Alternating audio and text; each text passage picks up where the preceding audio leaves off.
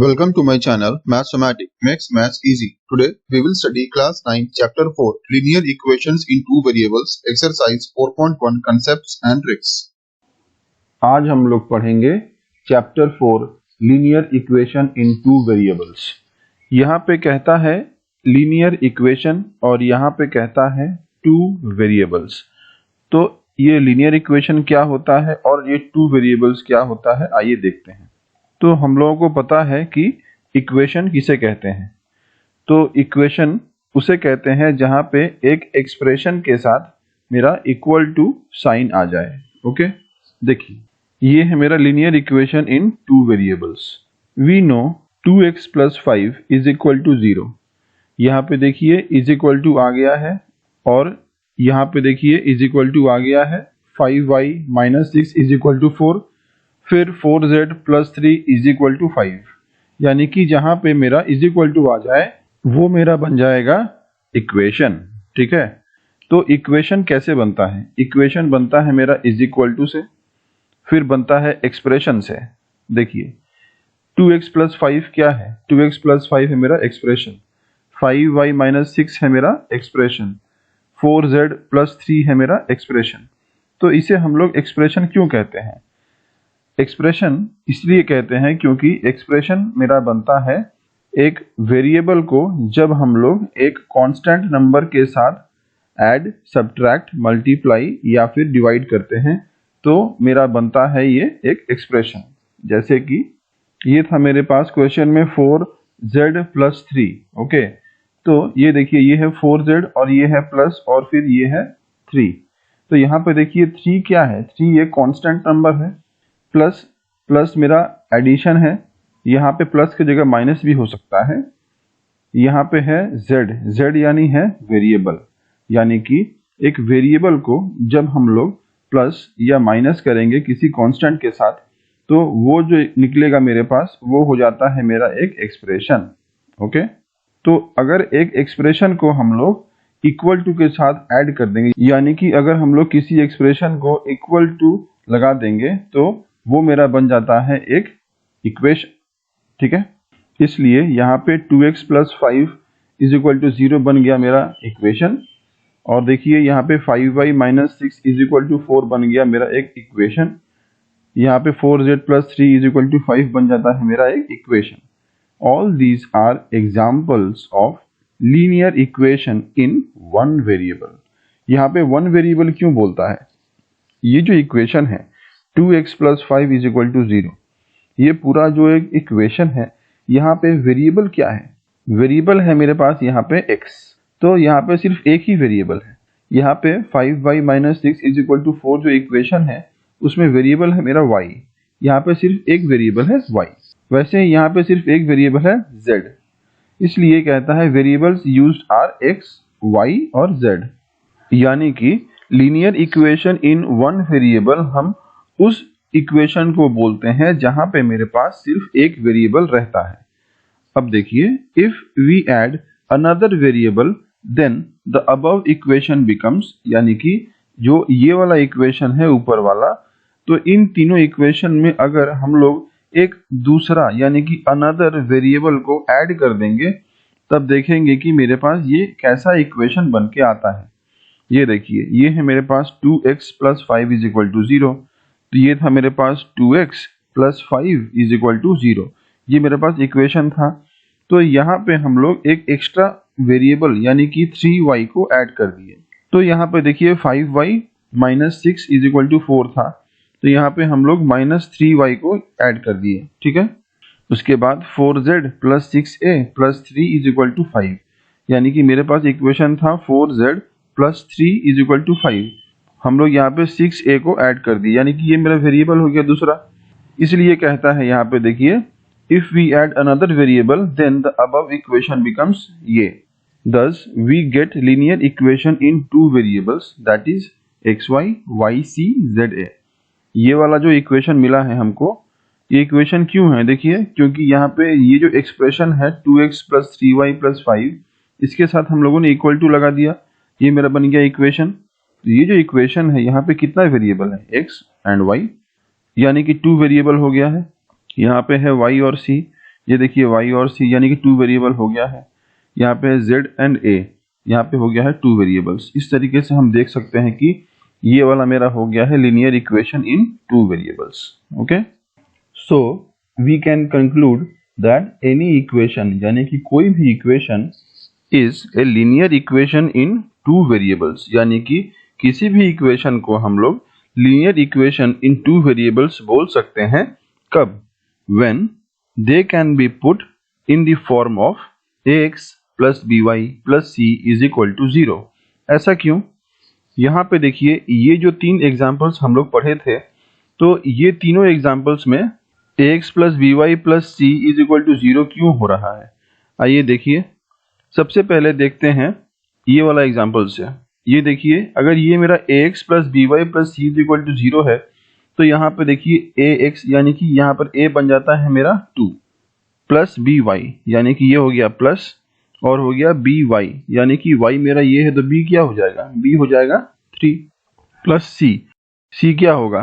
5 is equal to 0। तो यहाँ पे हमको a मिल गया, a हो गया है 2, b हो गया है 3 और c हो गया है 5। सिमिलरली यहाँ से चेक करेंगे तो ये मेरा हो गया है 5y, यानी कि ये y क्या है? y है मेरा, इस इक्वेशन के हिसाब से हम लोग चेक करेंगे तो सबसे पहले क्या आता है? ax।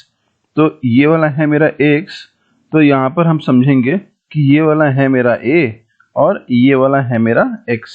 ठीक है, तो ये क्या हो जाएगा? ये मेरा a हो जाएगा 5 और y मतलब है मेरा x।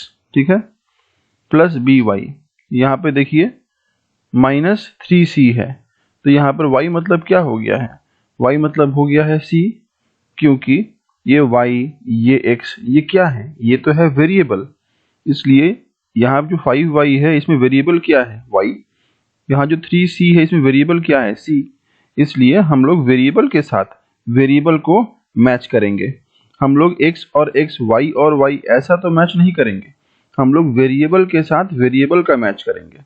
तो यहाँ पे कंफ्यूज नहीं होना है, यहाँ पे x है और यहाँ पे y, तो हम लोग ऐसा कंफ्यूज नहीं होंगे। ठीक है, हम लोग वेरिएबल के साथ वेरिएबल को मैच करेंगे। x मेरा वेरिएबल है, सबसे पहले में जब स्टार्ट हो रहा है, तो यहाँ भी देखिए y मेरा वेरिएबल है सबसे पहले जब ये इक्वेशन स्टार्ट हो रहा है, तो इसलिए ये वेरिएबल के साथ मेरा ये वेरिएबल मैच हो जाएगा। ठीक है, वेरिएबल वेरिएबल सेम, और तब मेरा a क्या हो जाएगा? 5।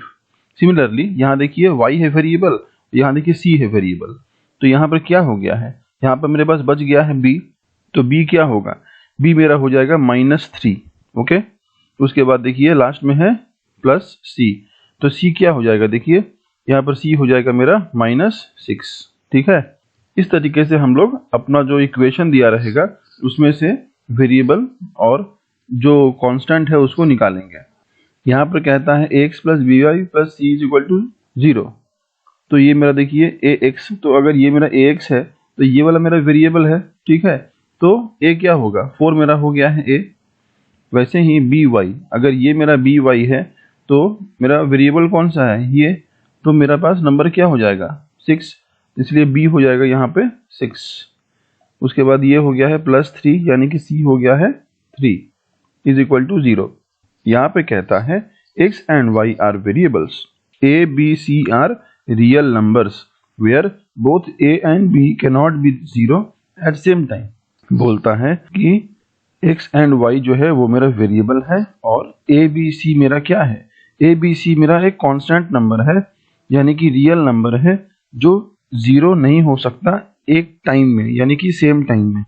इसका मतलब अगर a 0 होता है तो उस टाइम b 0 नहीं हो सकता, या फिर जब b 0 होगा तो उस टाइम में a 0 नहीं हो सकता। ऐसा क्यों बोलता है? ऐसा इसलिए बोलता है कि हम लोग अगर दोनों को 0 कर देंगे तो क्या होगा? आइए चेक करते हैं।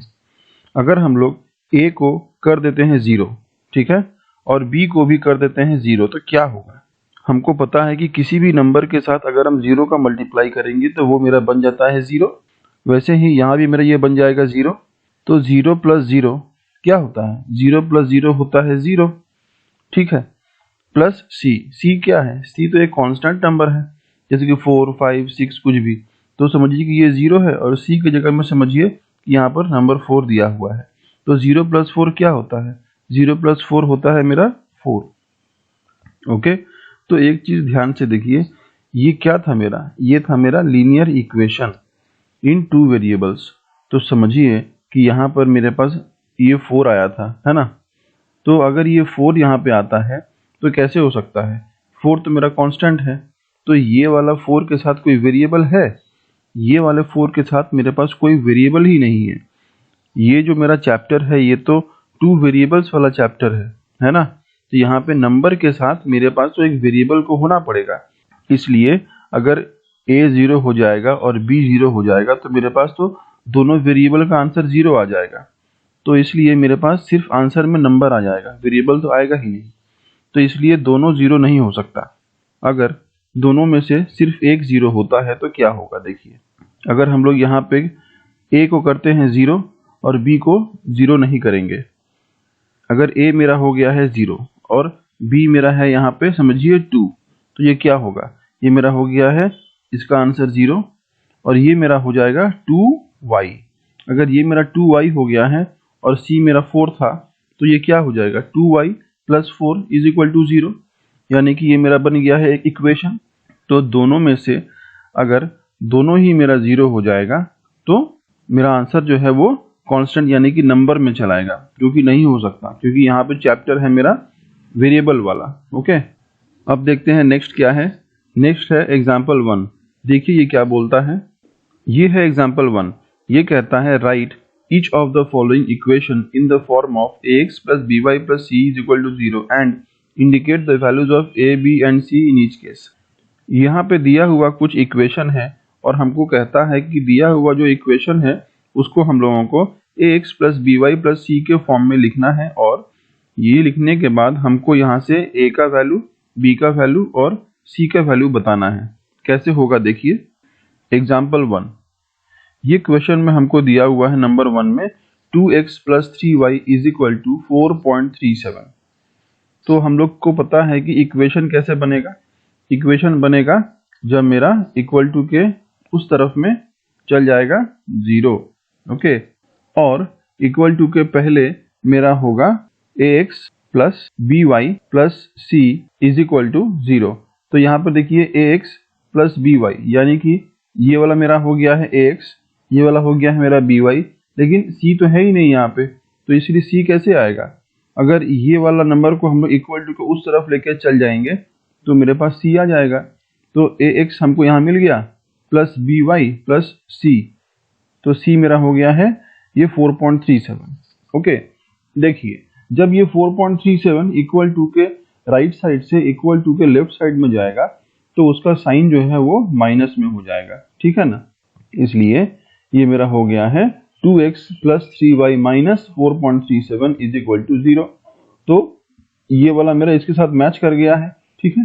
तो देखिए अगर ये मेरा 2x है और ये मेरा ax है तो x और x मैच कर गया। देखिए यहाँ पर ये वेरिएबल है और यहाँ पर ये वेरिएबल है, तो a क्या होगा, a मेरा हो गया है 2।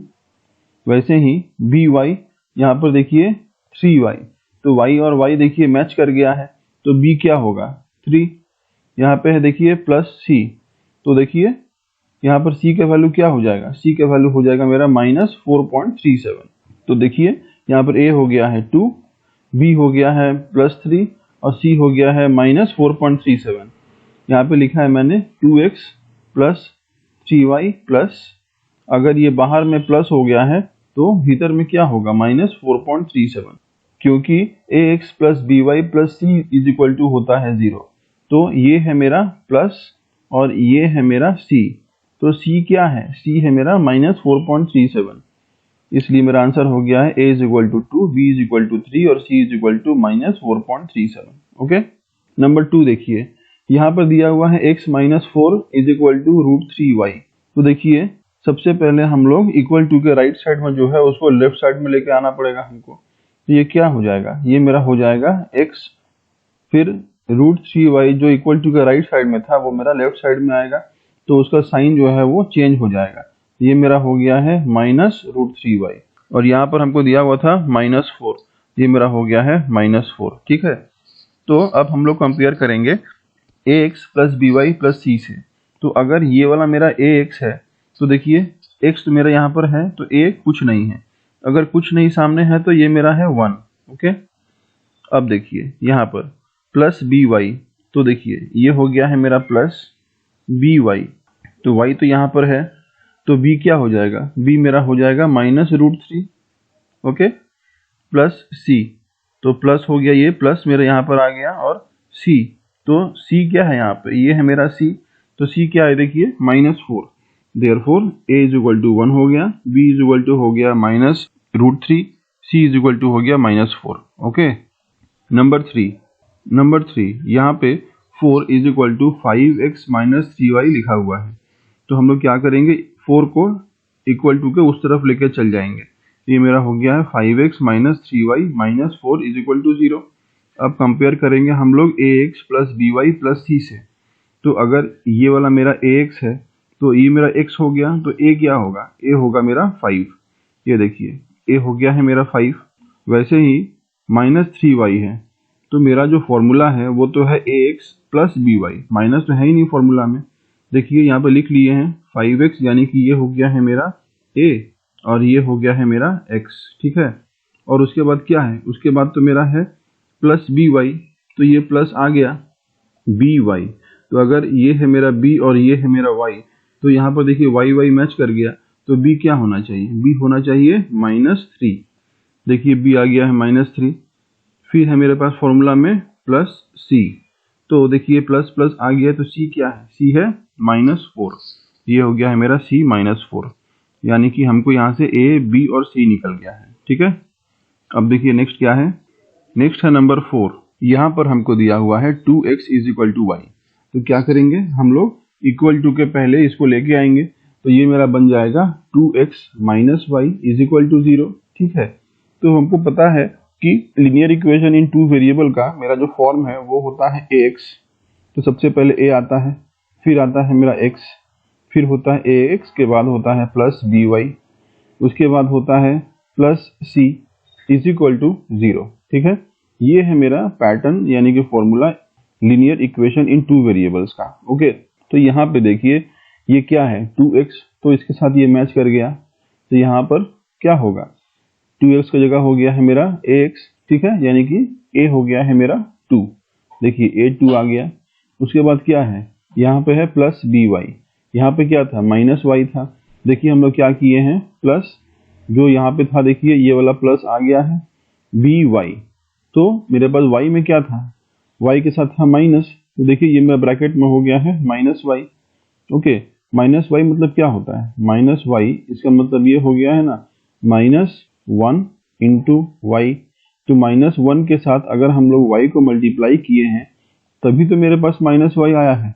-y कैसे आ सकता है, अगर हम लोग -1 के साथ मल्टीप्लाई करेंगे y को तो ही आ सकता है -y। तो b अगर मेरा y है, तो अगर ये वाला y और ये वाला y अगर मैच कर गया है तो b क्या होगा, b होगा मेरा -1, ठीक है।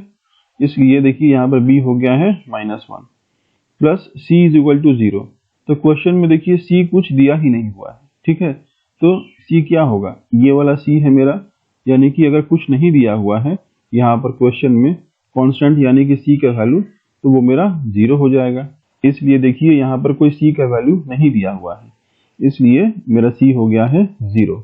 तो मेरे पास a आ गया है 2, b आ गया है -1 और c आ गया है 0। ओके, अब देखिए एग्जाम्पल 2 क्या बोलता है, ये है एग्जाम्पल 2। ये कहता है write each of the following as an equation in two variable. हमको यहाँ पर दिया हुआ है कुछ वेरिएबल का नंबर, और हमको बोलता है कि इसको linear equation in two variable में लिखने के लिए, यानी कि हमको यहाँ पर कुछ वेरिएबल दिया हुआ है और हमको बोलता है कि इसका इक्वेशन बनाइए। कैसा इक्वेशन, लीनियर इक्वेशन बनाइए इन टू वेरिएबल्स वाला, ठीक है। कैसे होगा देखिए, ये है मेरे पास एग्जाम्पल 2। क्वेश्चन नंबर 1 हमको दिया हुआ है x का वैल्यू -5, तो हमको पता है कि linear equation in two variable क्या होता है, उसका जो पैटर्न है वो होता है ax plus by plus c is equal to 0, ठीक है। तो सबसे पहले हम लोग क्या करेंगे, सबसे पहले हम लोग करेंगे कि सबसे पहले हम लोग ax को लिख लेंगे, फिर उसके साथ में लिखेंगे by को, फिर उसके साथ में लिखेंगे हम लोग c को। तो ये हमको पता है कि ax plus by plus c is equal to 0, ये मेरा होता है linear equation in two variable का पैटर्न। तो यहाँ पर दिया हुआ है x इज इक्वल टू -5। तो अगर x इज इक्वल टू -5 दिया हुआ है और ये वाला मेरा है linear equation in two variable, तो हम लोग यहाँ पर क्या करेंगे? सबसे पहले जैसे हम लोग पढ़े थे, हम लोग को इक्वल टू के राइट साइड में 0 लेके आना है, ठीक है। तो इक्वल टू के राइट साइड में 0 कैसे आएगा? हम लोग जब ये -5 को इक्वल टू के लेफ्ट साइड में लेकर चल जाएंगे तो मेरे पास इक्वल टू के राइट साइड में 0 चल आएगा, ठीक है। तो देखिए ये वाला मेरा क्या बन जाएगा? ये वाला मेरा बन जाएगा x plus 5 is equal to 0। अगर इक्वल टू के लेफ्ट साइड में हम लोग -5 को लेकर चल जाएंगे तो ये माइनस का साइन मेरा बदल जाएगा प्लस में। ये मेरा हो गया है x plus 5 is equal to 0। Okay, अब ये x plus 5 is equal to 0 को हम लोग ax plus by plus c में लिखेंगे। तो देखिए यहाँ पर c क्या है? c है मेरा 5, क्योंकि ये एक नंबर है यानी कि कांस्टेंट है। उसके बाद देखिए यहाँ पर क्या बच गया? यहाँ बच गया है x, ठीक है। तो x कहाँ पे है? ये है मेरा ax।